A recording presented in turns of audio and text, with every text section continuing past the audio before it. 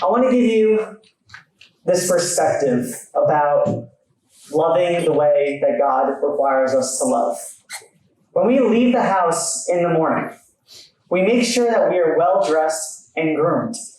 And I personally, in the morning, I listen to some worship song on the way to work to really connect with God in the morning. And some other people, they start their day off early in the morning at sunrise, and they'll read their Bible, and they'll have a cup of coffee and be in prayer. Or some other people they think on God and meditate on His promises. And we try to make this a priority in our lives every single day. But do we ever think about what we wear spiritually outside of the house? We put on physical clothes and shoes, and those things are there to cover us up physically. Now, what is the point I'm trying to make here, brethren? Let's turn to Colossians chapter 3. Colossians chapter 3.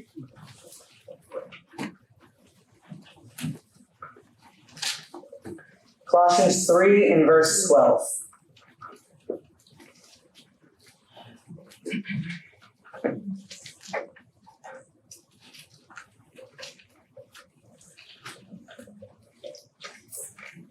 Therefore, as the elect of God, holy and beloved, put on tender mercies, kindness, humility, meekness, long-suffering, bearing with one another, and forgiving one another. If anyone has a complaint against another, even as Christ forgave you, so you also must do. But above all these things, put on love, which is the bond of perfection. Paul says here to put on love. Put on love. The Greek word for put on is enduo, spelled E-N-D-U-R, if you're writing it down, which means to sink into a garment. Let the meaning of that word sink in as I move forward here. Brethren, you have put off hatred and evil desire, but have you put on love? You have put off anger and bitterness, but have you put on love? You have put off hostility and jealousy, but have you put on love? You have put off perversion and pridefulness, but have you put on love? You have put off filthy language, praise God, but have you, in turn, put on love? We can put off many sinful behaviors, but if we do not replace those filthy garments with a garment of love, so white and clean, brethren, then we just miss the point of doing righteous deeds. And just like the lamb's white and clean garments were going to be dipped in blood, so must our white garments be dipped in the blood of a living sacrifice of ourselves. Paul says we need to put on meekness, kindness, forgiveness, and humility. We can do all these different fruits, but if we do not put on love, if we do not put that garment on, then we're lacking all those things because they're not done in love. Those actions don't mean anything here. These actions can be forced if you do not do these things in love. I'm going to tell you a story. It's a story that I think every one of us have had at one time or another. We look in the mirror, and we think we look pretty good that day. We say to ourselves, hey, I look pretty good today. You walk out, and your spouse is there, and he or she says, hey, what's that big thing on your nose? So you scurry back to the bathroom, and then you see a big red pimple right dab in the middle of your nose. And if you're me, you try to pop it, which they say you shouldn't. But anyway, you pop it and you move on with your day. Now, what's the point of this story here, brother? What's the point of this story? When you walk out of the house wearing your best outfit and you have your best hair day, what does God see? What does God see? He sees that big pimple on your nose if you walked out of your house without that garment of love on. Doesn't matter how you look. It's about putting on that garment of love, putting that love on. All he sees is that big pimple, which is a great lack of love on your part. Yes, it's a silly illustration, but it makes a good point that God sees being unloving as a great failure on our part. How then, after this, do we put on love? How? We do it by taking off our outfits of self-indulgence and selfishness and replacing it with love. The kind of love that we need, though, is not the human kind of love we see in the world today. It's God's love, agape love. And we'll never have that perfect love of God until we're born again into his kingdom. But that does not mean we shouldn't strive for that agape love that God has for his people. The term put on love is different in many ways. It's not just having a moment of love for somebody. It's literally being embodied by love.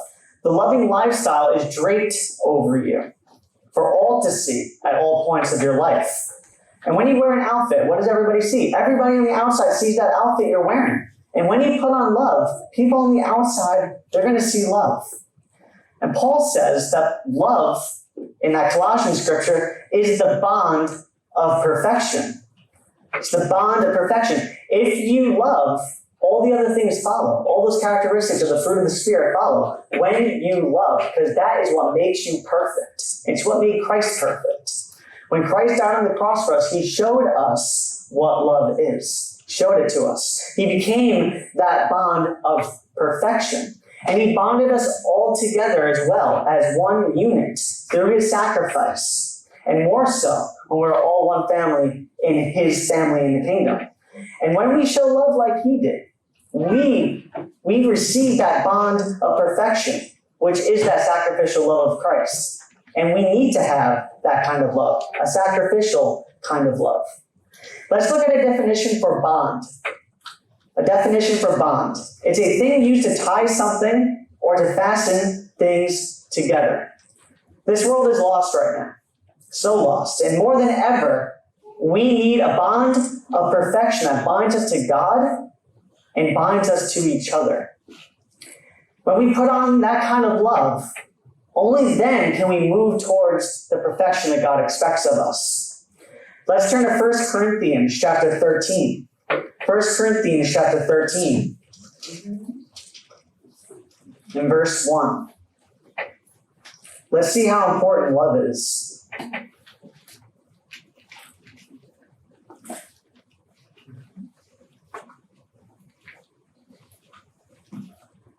Though I speak with the tongues of men and of angels, but have not love, I have become sounding brass or a clanging cymbal.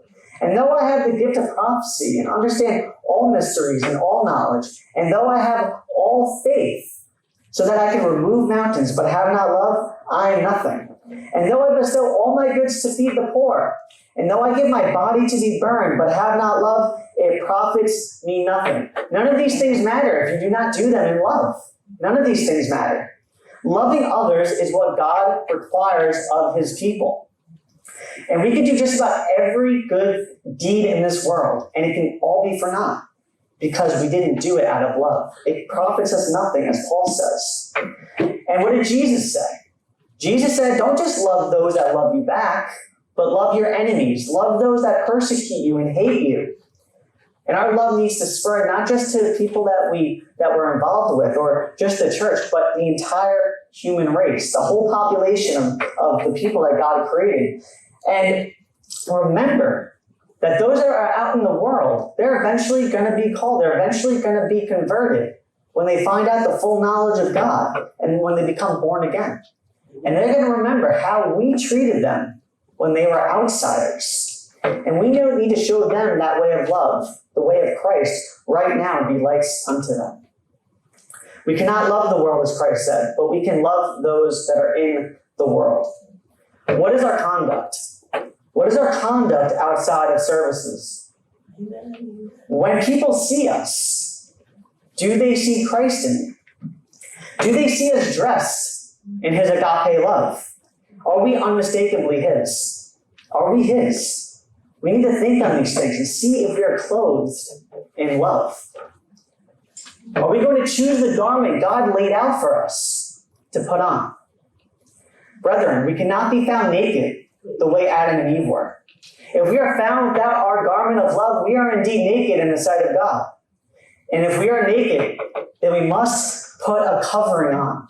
That covering was not animal skin or fig leaves. It's the sacrifice of Jesus Christ, that perfect covering, who is the personification of love. Jesus Christ ultimately is that garment of love. If we are in him, we have that garment of love on at all times. And without that garment, our fruits are unrighteousness. Let's choose that garment of love, brethren. Let's make it our foundation, which we build everything upon. When we put on love, what comes out of that is every fruit of the Spirit. Every fruit of the Spirit. And love breeds good works. It breeds good works in us, and out of love comes every good thing from God. God is love. And if God is love, then we shouldn't strive for anything less than a loving heart. Because ultimately, as Christians, we want to be like God the Father and Jesus Christ. If we choose to do good works without putting on this love, our actions can become unbalanced and not life-changing because our hearts were not in it. We need to not worry about what other people see us doing. Oh, is this person seeing me do this righteous act? No, we need to do those things and be seen in secret by God in the secret place. We are not in a competition with each other. We are in a fight. We are in a spiritual fight against principalities and powers of darkness of this age. Let's fight that good fight and endure to the end, clothed in His love. We need to pursue love, and pursuing love will bring peace to us. And perfect love casts out all fear of the enemy, who has no chance against us. The adversary has no claim on us, because we are already claimed by the blood of the Lamb. And we have His mark stamped on our foreheads because we keep His commandments, and we are redeemed by His saving grace. Brethren, the choice is ours. The devil is scared of agape love. We can either walk through our life without that garment, or we can walk through the fiery trials armed and ready for battle in this world. If God showed us so great a love, then we ought to sink into one of those garments of love every single day without ceasing. It's our all-purpose garment. One last scripture. Let's turn to 1 John. 1 John chapter 4. 1 John 4 and verse 7.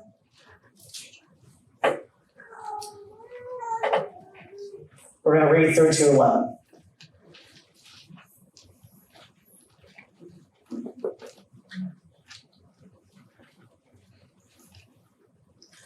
Beloved, let us love one another, for love is of God. And everyone who loves is born of God and knows God. He who does not love does not know God, for God is love. In this the love of God was manifested towards us, that God has sent His only begotten Son into the world, that we might live through Him. In this is love, not that we loved God, but that He loved us and sent His Son to be the propitiation for our sins. Beloved, if God so loved us, we also ought to love one another. Brethren, therefore, let us put on love.